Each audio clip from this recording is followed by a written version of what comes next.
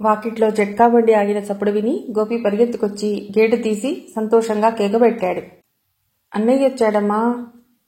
విశ్వం చిరునవ్వుతో వాడివైపు చూసి, ఎరా గోపి, కులాసాగా ఉన్నారా అన్నాడు. గోపి తలాడించాడు. వరండాలోకి విశ్వం వచ్చేసరికి వరుసగా అందరూ ఇంట్లోంచి బయటకు వస్తున్నారు. ఎరా విశ్వం, పరీక్షలన్నీ బాగా రాసావా అడిగారు రంగనాథం గారు. సెకండ్ క్లాస్ తప్పక వస్తుంది. అదేమిట్రా అలా సగమైపోయావు, పాడు పరీక్షలు అంది విశ్వం తల్లి. ఇక పరీక్షలు కూడా లేదుగా అంది పద్మ. ఓహో, పద్మావతమ్మగారా, నీతో పోటీ పడైన హిందీ పరీక్షకి కూర్చోకుండా ఉంటానా? హిందీ పరీక్షలకే లేకపోతే డ్రాయింగ్ పరీక్షలకు కూడా కూర్చో, నాదేం పోయింది మధ్య. థ్యాంక్స్, పర్మిషన్ ఇచ్చావు కదా. చిరునవ్వుతో లోపలికి వచ్చాడు విశ్వం. హాల్లో శ్రీనివాసరావు రేడియో వింటూ కూర్చున్నాడు. ఓ డాక్టర్ గారా, నమస్తే. కూర్చోబోయే విశ్వం వాల్యూమ్ తగ్గిస్తూ అన్నాడు శ్రీనివాసరావు. మా ఇంట్లో మాకు నువ్వు మర్యాద చేయనక్కర్లేదులే. ఎవరిలైతే ఏం, బంధువే. డాక్టర్ గారికి మందుల సంగతి కంటే మర్యాదల సంగతే బాగా తెలుసల్లే ఉంది. మన తెలుగుదేశంలో కొత్తగా పెళ్ళైన వాడికి ముందు ముఖ్యంగా తెలిసేదదేగా. ఇద్దరూ నవ్వారు. పండక్కి రావటానికి వీలుండదేమోనని రాశావుటగా, ఎలా వీలయింది? పండక్కి రాకపోతే చాలా నష్టపడవలసి వస్తుందని చుట్టపక్కల సలహా ఇచ్చారులే, అందువల్ల వీలయింది అన్నాడు శ్రీనివాసరావు ఓరగా పద్మ వైపు చూసి. పద్మ ఇదేమీ విననట్టు దొంగవేషం వేసి లోపలికి జారుకుంది. ఏమిటి గిరాకీ అన్నాడు విశ్వం నవ్వుతూ. గ్లాస్కో పంచెలు మొదలైనవి పండగ తప్పించి మరీ వచ్చావు, ఏమిటో కారణం? విశ్వం జరిగిన సంగతి చెప్పాడు. ఇంతలోకే గోపి వచ్చి, అన్నయ్య, స్నానం చేసి వస్తే అమ్మ కాఫీ ఇస్తుందిట అన్నాడు. రేడియో వింటున్నట్టున్నావు, నేను ఇబ్బంది పెట్టనులే, కాసేపాగి పునర్దర్శనం చేసుకుంటాను అని విశ్వం లేచి నిల్చున్నాడు. నేను అలా కాసేపు బయటికి వెళ్ళొస్తాలే, మధ్యాహ్నం తీరిగ్గా ఒకళ్ళనొకళ్ళం విసిగించుకోవచ్చు అని శ్రీనివాసరావు బయటికి నడిచాడు. విశ్వం స్నానం చేసి కాఫీ తాగి పేపర్ ముందేసుకుని వార్తల శీర్షికలు చూస్తున్నాడు. గోపి అతడికి దగ్గరలోనే చాప వేసి కూర్చుని లెక్కలు చేసుకుంటున్నాడు. గోపి, బావేరి? పద్మ కంఠం విని విశ్వం తలెత్తాడు. బయటికి వెళ్ళాడు చెప్పాడు గోపి. ఎందుకు? ఏమో ఏమిట్రా, ఏమైనా కావాలేమో, నేను తెచ్చిపెడతాలే బావా అనకూడదు, థర్డ్ ఫారం చదువుతున్నావు గాని. అయితే బావ అంత చదువుకున్నాడు కదా, అడగకుండానే తనే చెప్పకూడదా ఏమిటక్కయ్యా? గోపి ఎదురు ప్రశ్నకి విశ్వానికి నవ్వొచ్చింది. డాక్టర్ గారికి కోపం వచ్చింది అన్నాడతడు. కోపమా అంది పద్మ తెల్లబోయి. అవును, అంటే ఆగ్రహం. ఎందుకు? కొంచెం బెదురుగా అంది. కాఫీ ఇవ్వలేదని. ఎందుకు ఇవ్వలేదు? నేనేగా ఇచ్చిందాన్ని. అయితే ఏమీ తోచక ఇంకోసారి కాఫీ తాగి రావటానికి బజారుకి వెళ్ళి ఉంటాడు. పద్మ గ్రహించింది. వేళాకోళమేనా? నిజమేమోనని హడలిపోయాను. ఎందుకంత భయం? భయం దేనికి? మరి హడలిపోయానన్నావే? మాట వరుస కన్నాను. దాస్తావేం పద్మ, నిజం చెప్పాలంటే ఈ ఆడవాళ్ళకి బుద్ధి లేదు. మొదట నేర్పుతారు, తర్వాత ఏకు మేకై ఊరుకుంటుంది. ప్రతి చిన్నదానికి భర్తగారికి కోపం వస్తుందేమోనని బెంగపడిపోతారు. చివరికి అదే ఖాయమైపోతుంది. ముందు జాగ్రత్తకి చెప్తున్నాను. పూర్వపు రోజులు పోయాయి. ఈ రోజుల్లో కావలసినది అన్ని రంగాల్లో అందరికీ సమాన హక్కులు. సమతా రాజ్య స్థాపన జరగాలంటే ఎవరి హక్కులు వాళ్ళు తెలుసుకుని అవి సిద్ధించే వరకు విశ్రమించకూడదు. ఈ చివరి మాటలు నావి కావులే. ఇదిగో ఈ మూల మహిళా మహోదయ సంఘం వార్షిక సభలో ప్రసంగ విశేషాలు చూడు. గంభీరంగా ప్రారంభించి వ్యంగ్యోక్తితో ముగించిన విశ్వం వైపు బిత్తరపోయి చూసింది పద్మ. ఏమిటన్నయ్యా నీ గొడవ, భలే వాడివిలే అనేసి ఆమె మేడ మీదికి వెళ్ళిపోయింది. గోపి ఈ గొడవ పట్టించుకున్నట్టు లేదు. వాడు పెదవులు బిగించి కలం గడ్డం కింద పెట్టుకుని దీర్ఘాలోచన తత్పరుడై ఉన్నాడు. ఆ భంగిమ చూసి విశ్వం అడిగాడు, ఏమిట్రా గోపి ఆ ఆలోచన? గోపి ఆ ప్రశ్నకి ఆలోచన నుండి తేరుకుని విశ్వం వైపు చూసి అన్నాడు, ఎక్స్ విలువ తప్పిందన్నయ్యా. ఏది ఇలాతే? గోపి దగ్గరికొచ్చి లెక్క చేసిన పుస్తకం విశ్వానికి ఇచ్చాడు. గోటితో పోయేదానికి గొడ్డలి దేనికిరా? ఈ లెక్క ఎక్స్ పద్ధతిలో చేయనక్కర్లేదు. కొన్న ఖరీదు 100 అనుకో, చిటికెల మీద వచ్చేస్తుంది ఆన్సర్. గోపి అనుమానంగా విశ్వం వైపు చూశాడు. మా మాస్టారు ఎక్స్ పద్ధతిలో చేయమని చెప్పారే. ఆయనెవరో గాని ముక్కు చూపించమంటే తల వెనక నుండి చెయ్యి పోనిచ్చి చూపించేట్టున్నాడే. గోపికి కొంచెం నవ్వొచ్చింది. రంగారావు మాస్టర్ గారన్నయ్యా. ఏ రంగారావు? నీ స్నేహితుడేనటగా. విశ్వం కొంచెం మొహం చిట్లించి ఓహో వాడా అన్నాడు. రంగారావు మాస్టర్ గారు నిన్ను చాలాసార్లు అడిగారు. నా క్లాస్మేటేలే. ఆయనకి లెక్కలు బాగా వచ్చు, భలే బాగా చెప్తారు కూడా. సరేలే, నేను చెప్పినట్లు ఈ లెక్క చెయ్యి. అయిష్టంగా పుస్తకం వైపు చూశాడు గోపి. ఏమిట్రా నీ సందేహం? నేను మీ మాస్టర్ కంటే 5 క్లాసులు ఎక్కువ చదివాను తెలుసా అన్నాడు విశ్వం. గోపికి ఆశ్చర్యం వేసింది. అన్నయ్య అబద్ధం చెప్తున్నాడని అతడు అనుకోలేదు గాని ఆ విషయం అతడికి నమ్మతగినదిగా కనిపించలేదు. ఆ పసి మనస్సుకి చదువుల్లో తేడాలు తెలియవు. మాస్టర్ గారు సునాయాసంగా బోర్డు మీద లెక్కలు చేసేస్తుంటే అదో విధమైన అభిమానపూర్వకమైన గొప్ప అభిప్రాయం ఆయన మీద గోపికి ఏర్పడ్డది. తను చెప్పిన పద్ధతిలో లెక్క ఎలా చేయాలో వివరించి ఆ ప్రకారం చేసి మాస్టర్ గారికి చూపించమని చెప్పి మేడ మీదికి వెళ్ళాడు విశ్వం. వాకిలి తెరకి కాబోలు తెల్లటి గుడ్డ మీద రంగు దారాలతో కొడుతూ పందిరి మంచం మీద కూర్చుంది పద్మ. ఏటి పద్మ ఆ డిజైను? పద్మ వెనక్కి తిరిగి చూసి రేఖాచిత్రాన్ని చూపిస్తూ మామిడి చెట్టు మీద కోయిల అంది. ఆ బొమ్మని తీక్షణంగా చూసి అన్నాడు విశ్వం. వేప చెట్టు మీది కాకి కదూ? కాదు, సరిగ్గా చూడు అంది పద్మ అమాయకంగా. మరి ఆ మాటలు కింద రాయలేదేం? ఎందుకు? లేకపోతే ఎలా తెలుస్తుంది?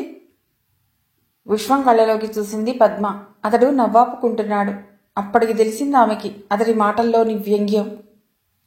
పోదు గొడవ అంది విసుగ్గా. ఎవరిది మహత్తర శిల్పం? నేనే వేశాలే. నువ్వా?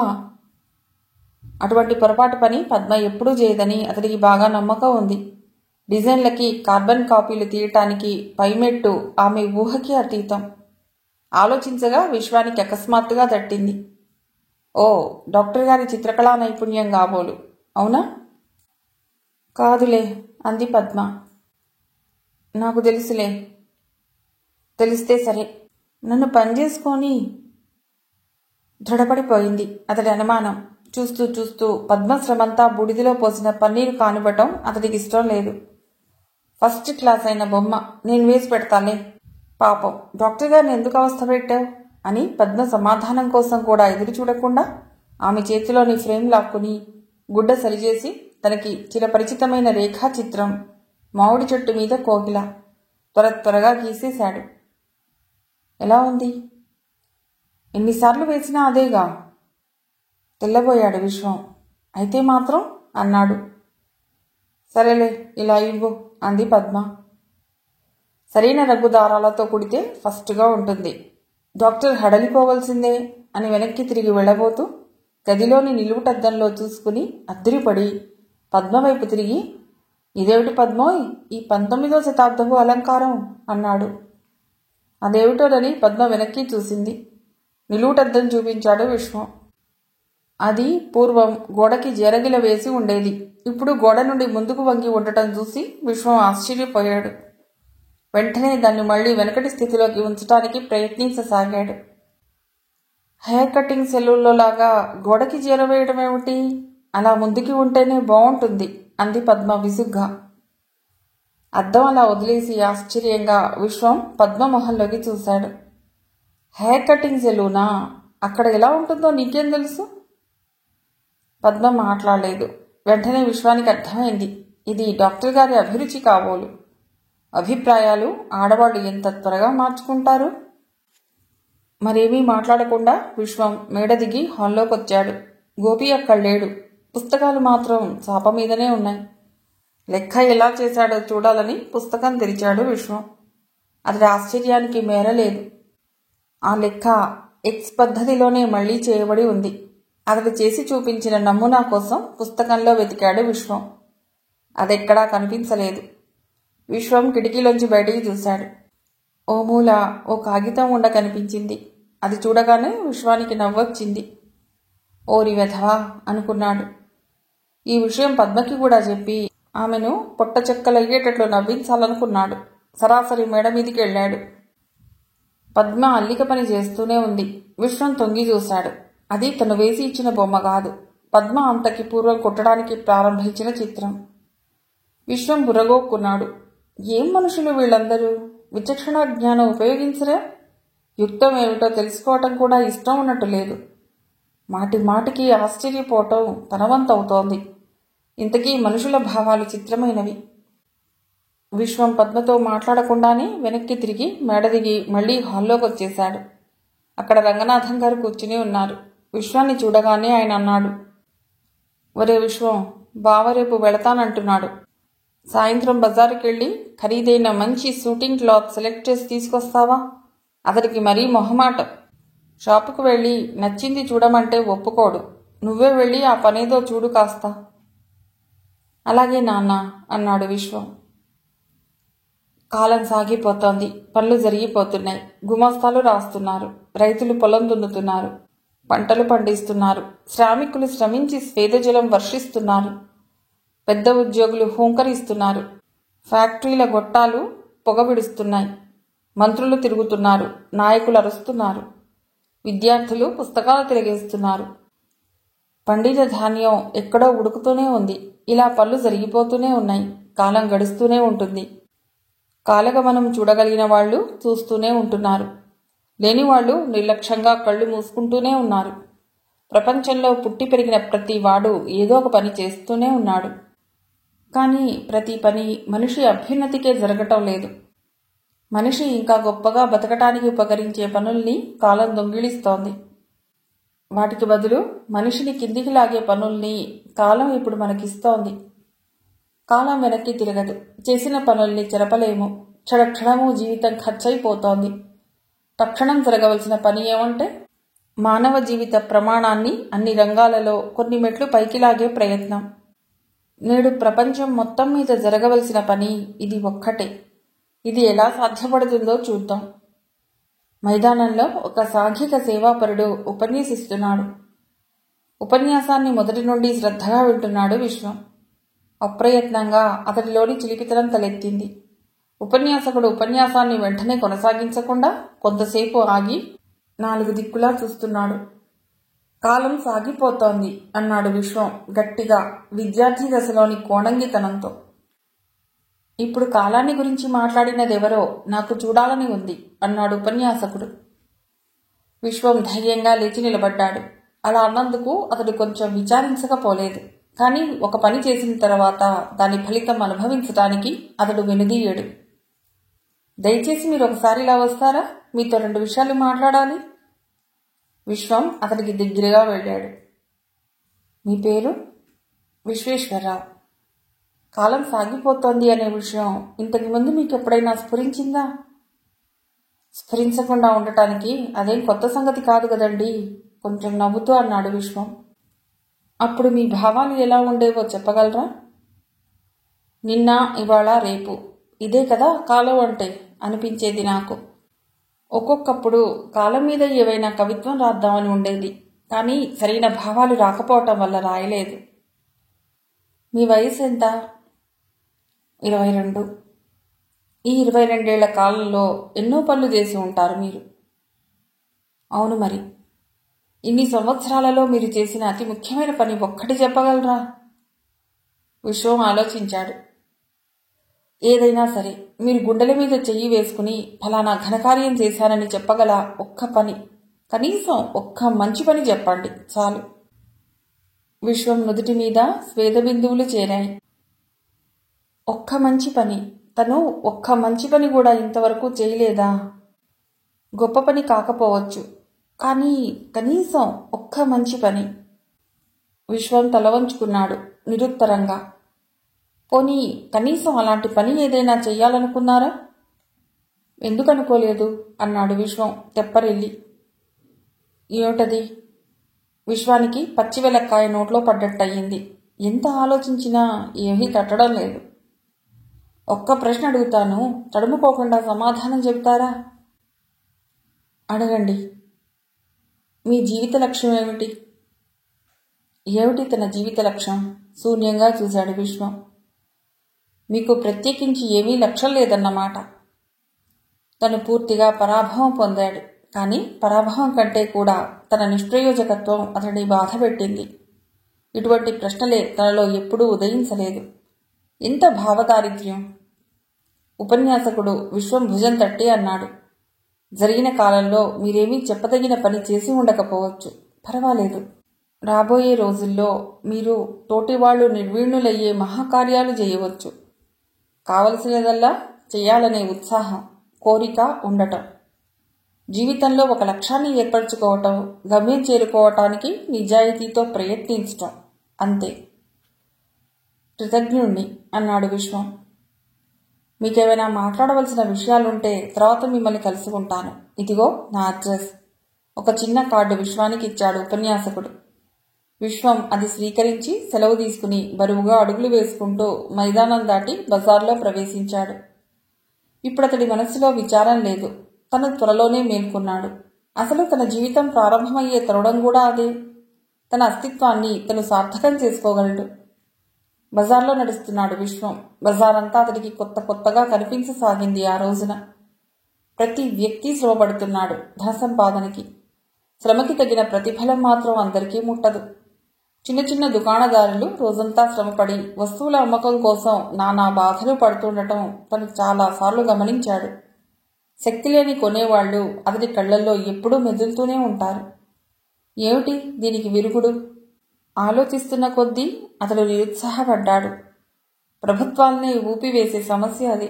సామాన్యుడు తనేం చేయగలడు? పాలిష్ వేయమంటారా బాబు బూట్లకి? అడుగుతున్నాడు కుర్రవాడు జాలిగా. తనకు అవసరం లేదు, కానీ వాడికుంది. జాలి వేసి వెయ్యమని 2 అణాలు ఇచ్చాడు. ఇలాగే ప్రతి వాళ్ళు తనని ఏదో అభ్యర్థిస్తే? తను జమీందారు కాడు. దిగకుండానే లోతు తెలిసే విషయం ఇది. జూలైతే తనకి పుట్టెడుంది. ఆ మాటకొస్తే అందరికీ ఉంటుందేమో, కానీ హస్తాలు శూన్యం. సంజ చీకట్లు అలుముకుంటున్నాయి. తిరిగి తిరిగి విశ్వం తను ఎరిగిన బట్టల దుకాణంలోకి వెళ్ళాడు. ఏం కావాలండి? విశ్వం సమాధానం చెప్పేలోగా వెనక నుండి బతిమాలుతున్న స్వరం వినిపించి వెనక్కి తిరిగి చూశాడు. మాసిపోయిన గడ్డంతో, చిదిరిపోయిన దుస్తులతో, రేగిపోయిన జుట్టుతో, గుంటలు పడిన కళ్లతో ఒక వ్యక్తి కనిపించాడు. దీనాతి దీనంగా అతడు ప్రాధేయపడుతున్నాడు. 3 రోజుల నుండి తిండి లేదండి, దయచేసి ఏమైనా ఇప్పించండి. అతను అడుక్కుంటున్న అభిమానం అతడి మొహంలో ప్రస్ఫుటమవుతూనే ఉంది. విశ్వం అతడి వైపు పరకాయించి చూశాడు. ఆ వ్యక్తికి అంగలోపమేమీ లేదు. బీదతనం మాత్రం మూర్తీభవించినట్లుంది. ఎంతమంది లేరు అలాంటి వాళ్ళు? ఈ వ్యక్తి ప్రత్యేకత ఏమిటి? విశ్వానికి జాలి కలుగలేదు. వెళ్ళు అన్నాడు. ఆ వ్యక్తి వెళ్ళలేదు. మరింత ప్రాధేయపడసాగాడు. అడుక్కోవటం, పైగా బతిమాలుకోవటం. విశ్వానికి ఒళ్ళు మండింది. మనిషిని మనిషి అడుక్కోవటం ఏమిటయ్యా? అభిమానం లేదు? ఏదైనా పని చేసుకోకూడదు? ఇలా ముష్టి కోసం తిరక్కబోతే? కర్కశంగా అన్నాడు విశ్వం. పని దొరకలేదండి, హీనస్వరంతో అన్నాడు ఆ వ్యక్తి. దొరక్కపోతే దొరికే చోటుకెళ్ళాలి. దయచేసి తమరు ఏదైనా ఇప్పించండి. తను ఇప్పించాలిట. తన దగ్గర ఉద్యోగాలు కుప్పపోసి ఉన్నట్టు. చాలే వెళ్ళు కసురుకున్నాడతడు. దుకాణదారు కూడా వెళ్ళగొట్టడానికి సిద్ధమయ్యాడు. ఆ వ్యక్తి నిర్లక్ష్యంగా వాళ్ల వైపు చూసి వెళ్ళిపోబోతూ విషాదంగా అన్నాడు. మీరు పని చూపించలేరని నాకు తెలుసు. అడుక్కుంటూ ప్రతి పూట బతుకు వెతుక్కోకపోతే చావరాదా అని మీ అభిప్రాయం. అదే మంచిది, అవును. కానీ ఎదుటివాడి ప్రాణం ఎంత చులకన, ఎంత చవక. దుకాణంలోని వాళ్ళందరూ స్తబ్దులయ్యారు. ఇతనెవడో మామూలు బిచ్చగాడిలా లేడు. స్వచ్ఛంగా కూడా మాట్లాడుతున్నాడు. విశ్వం హృదయం ఆర్ద్రమైంది. తను మాటలు జారాడు. విసుక్కున్నాడు. ఏమీ చేయలేకపోతే ఊరుకోవచ్చు, కానీ అతడి హృదయం గాయపరిచాడు. కొంపదీసి అతడు సూచించినట్టు ఏ అఘాయిత్యమో చేయడు గదా. లేనిపోనిది తన మెడకి చుట్టుకుంటుందా పాపం. కానీ తనేం సహాయం చేయగలడు? ఒక్క పూట తిండికి ధర్మం చేయగలడు. తర్వాత ఆ సమయంలోనే ఒక స్త్రీ దుకాణంలోకి వస్తోంది. ఆ అమ్మాయిని కూడా అతడు అడుగుతాడని చూశాడు విశ్వం.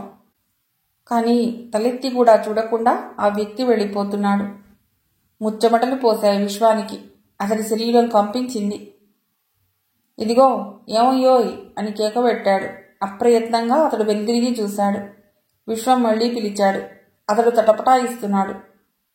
ఆ స్త్రీ దుకాణంలోకి వచ్చింది. విశ్వం అది గమనించలేదు. అతడి దృష్టి అంతా ఆ వ్యక్తి మీదే ఉంది. విశ్వం మనసులో ఏదో మెరుపులా మెరిసింది. ఒక్క మంచి పని. తను ఇంతవరకు చెప్పదగిన మంచి పని ఒక్కటి కూడా చేయలేదు.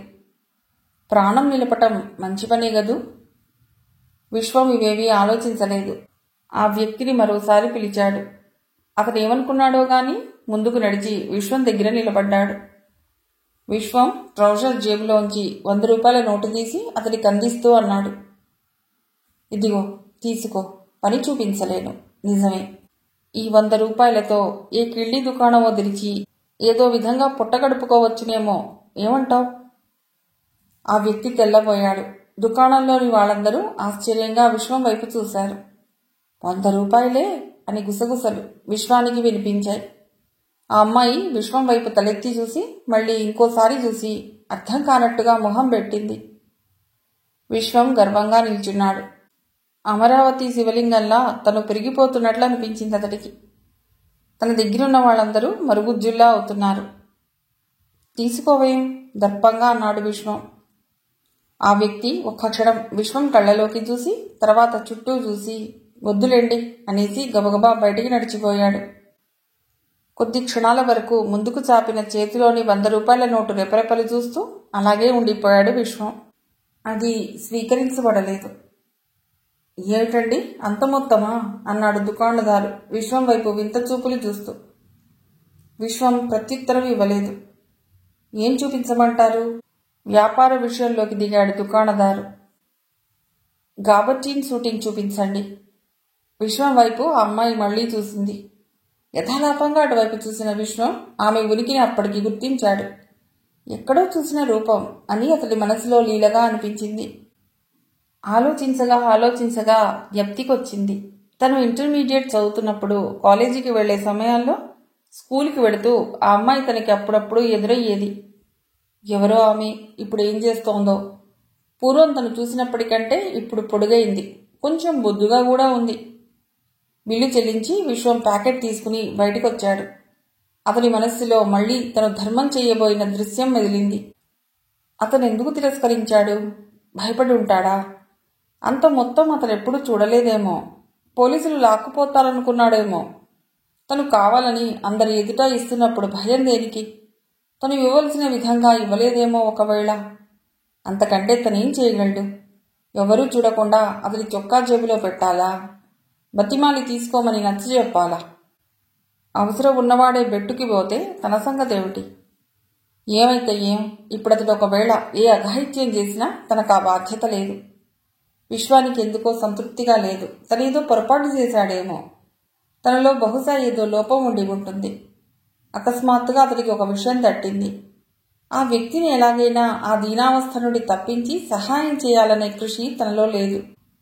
ఒక మంచి పని కోసం, ఒక ఘనకార్యం తను చేశాడనే మానసిక తృప్తి కోసం తను బాహాటంగా అందరి ఎదుట తన ఔదర్యాన్ని ప్రదర్శించాడు. సిగ్గుచేటు. విశ్వం ముఖం మలినమైంది. ఆ వ్యక్తి తనని చెప్పుతో కొట్టినా ఇంత బాధపడేవాడు కాదు తను. మరో ఊహ కూడా వెంటనే తట్టిందతడికి. ఆ అమ్మాయి ఈ ఆర్భాటమంతా చూసి ఏమనుకుందో. తను బాగా డబ్బు గలవాడని అనుకుని ఉంటుంది.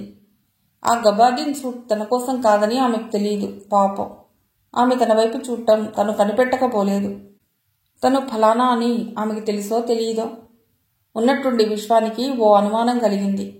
తను ఈ హడావిడంతా ఆమె దృష్టిని ఆకర్షించటానికి చేశాడని దుకాణంలోని వాళ్ళు అనుకున్నారేమో. కొంపదీసి ఆ అమ్మాయి కూడా అలా అనుకోలేదు కదా. విశ్వానికి ముచ్చెమటలు పట్టాయి. తను పొరపాటు చేశాడు. ఒకవేళ ఆ వ్యక్తి ఆ 100 రూపాయల నోటు తీసుకుని ఉంటే ఉట్టి చేతులతో ఇంటికి వెళ్లవలసి వచ్చేది. ఇంట్లో అడిగితే ఏ సమాధానం చెప్పేవాడు? దాని మీద ఇంత గొడవ జరిగేది. తన పరిస్థితి ఏమిటో వాళ్ళకి ఏమర్థమవుతుంది? ఇంత నయం, ఆ వ్యక్తి తనకి మేలే చేశాడు. తను వట్టి తొందర మనిషి. మిగిలిన కథ తర్వాతి భాగంలో.